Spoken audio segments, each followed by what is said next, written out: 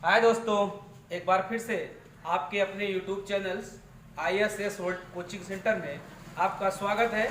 और आज मैं आपको पढ़ाने वाला हूं past indefinite tense. Past indefinite tense, जैसा कि आपको हम बता रहे हैं कि आज पढ़ाने वाले हैं पास्ट इंडेफिनिट टेंस। क्या? पास्ट इंडेफिनिट टेंस, जिसमें दो टाइप का क्या मिलता है आपको, वर्ब का क्रिया करने मिलता है। जैसे एक में आप मेन वर्ब का सेकंड फॉर्म लगेगा और पहले में जो रहेगा वो मेन वर्ब का फर्स्ट फॉर्म। यहां पे आप देखिएगा पहचान है पास्ट इंडेफिनिट टेंस का। पहचान क्या होती है? जिस टेंस के वाक्यों के अंत में आ, ई, ये, कामा, ये, था आदि शब्द आते हैं वह पास्ट इंडेफिनिट टेंस कहलाता है। क्या कहलाता है? Past indefinite tense. जैसा कि आपको सहायक क्रिया के रूप में सिर्फ डिड का प्रयोग होता है ऑल नाउन के साथ। किसके? ऑल नाउन के साथ। अब इसके स्ट्रक्चर के हिसाब से सिंपल सेंटेंस में, किसमें? सिंपल सेंटेंस, अफर्मेटिव सेंटेंस, जिसे हम हिंदी में कहते हैं साधारण वाक्य, ठीक, उसमें मेन वर्ब का सेकंड फॉर्म लगता है। क्या लगता है? मेन वर्ब का सेकंड फॉर्म। आपको करके दिखाते हैं स्ट्रक्चर के साथ। जैसा कि आपको हम बता रहे थे, रूल्स क्या होता है, स्ट्रक्चर्स क्या होते हैं, नियम से क्या होता है, सूत्र क्या होता है। आप देखिएगा सीधा स्क्रीन पर। रूल्स, अनुवाद करने के नियम, कुछ फार्मूले होते हैं कोई भी सेंटेंस करने के लिए। जैसा कि फार्मूला है साधारण वाक्य, जिसे हम सिंपल सेंटेंस कहते हैं या अफर्मेटिव सेंटेंस कहते हैं। उसका जो रूल है सब्जेक्ट प्लस मेन वर्ब का सेकंड फॉर्म। कौन सा? Second form plus object plus others.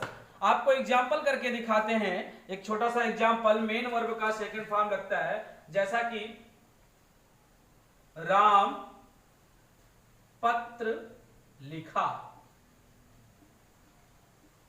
Ram पत्र लिखा। अब सब्जेक्ट क्या हुआ? राम। इसमें कोई हेल्पिंग वर्ब नहीं लगता है। पास्ट इंडेफिनिट के सिंपल सेंटेंस में कोई हेल्पिंग वर्ब नहीं लगेगा। अब राम का राम यानी सब्जेक्ट का हो गया। इसके बाद मेन वर्ब का सेकंड फॉर्म। क्या? मेन वर्ब का सेकंड फॉर्म। तो वर्ब क्रिया क्या हो रहा है? लिखा।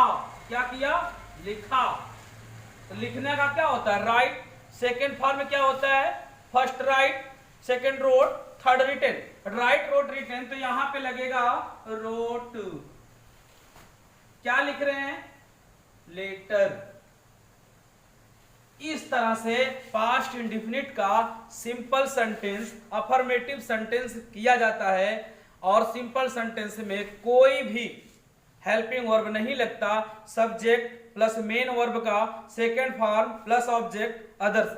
कुछ इस तरह से दूसरा एग्जांपल आपको हम देते हैं। अमित सुबह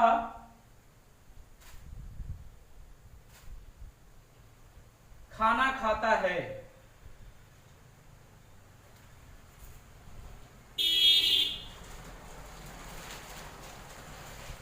अमित सुबह क्या करता है? खाना खाता है। तो इसको लिखेंगे क्या? अमित, ईट का सेकंड फॉर्म एट होता है। ईट, एट, इटेन। तो अमित एट फूड। क्या खा रहा है वो? भोजन। Amit ate food morning. कुछ इस तरह से अफर्मेटिव यानी सिंपल सेंटेंस इसी तरह से किया जाता है। कुछ भी अगर आपको दिक्कत लगता है तो एक बार फिर से यह फार्मूला आप देखिएगा, इसी टाइप का बनता है।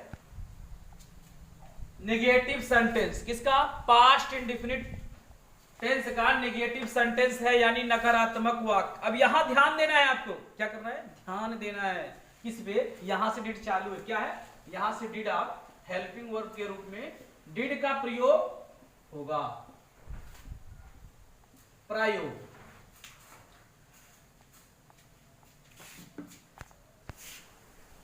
जैसा कि आपको हम बता रहे थे, subject plus did not plus main verb का first form plus object others.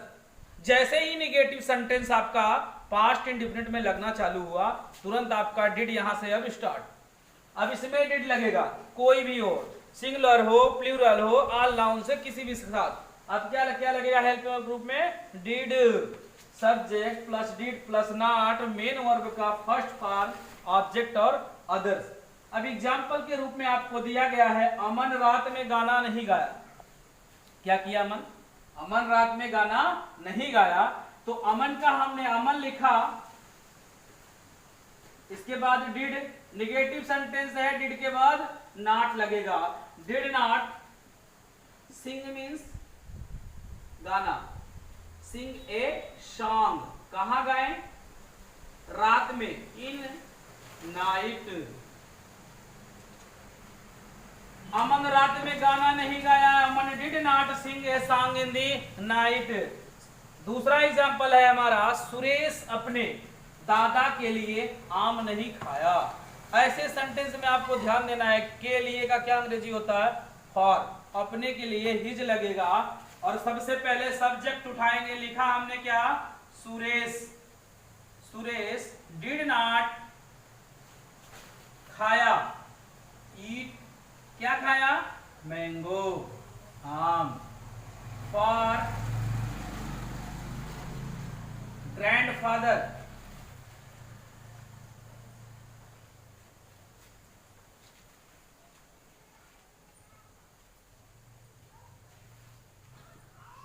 के लिए आम नहीं खाया। Suresh did not eat mango for his grandfather. यहां पे आप देखना, फॉर के बाद हिज ग्रैंडफादर।